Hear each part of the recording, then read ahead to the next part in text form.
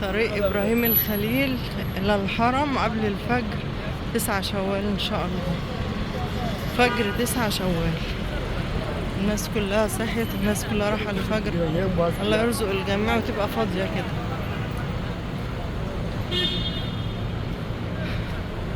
شارع إبراهيم الخليل معروف إن هتلاقي فيه أكل، هتلاقي فيه هدايا، أسعارها حلوة جدا.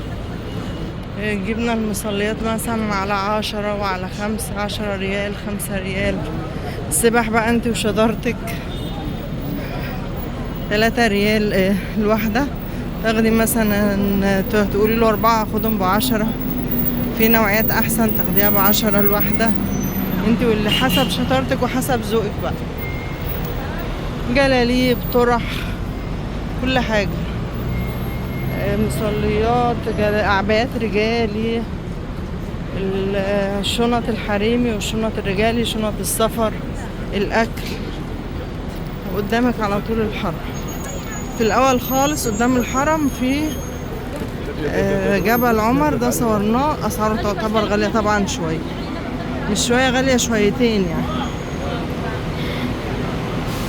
ممكن تجيبي نفس الحاجة، في حاجات بتختلف في الخامة، وفي حاجات جبتها يعني. في سبحة أنا سألت عليها قالوا لي 30 ريال، والله جبتها ب5 ريال من بره.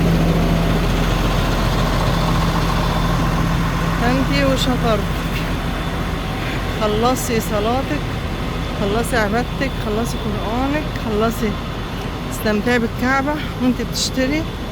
انزلي الشوارع اللي حوالين الحرم، المولات، خشي كلي واتفرجي واتبسطي، بس اشتري من المحلات اللي بره دي.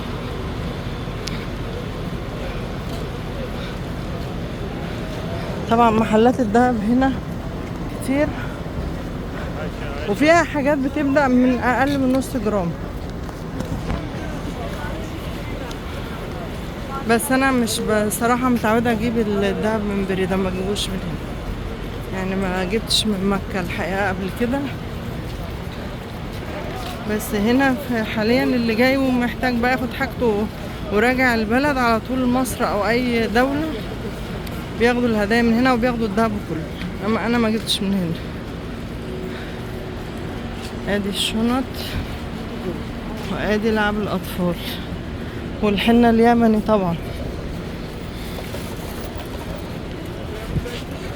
هنا الهدايا، وادي الشباشب رجالي وحريم.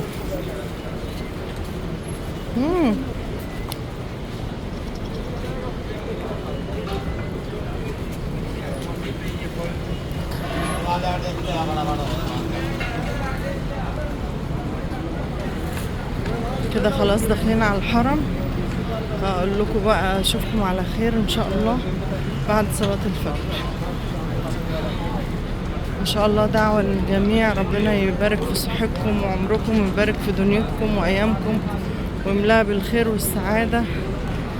كل من له حاجة عند ربنا يا رب في حق الوقت الفضيل اللي احنا فيه تقضيها له، وتبارك وترزق كل المحتاج يا رب.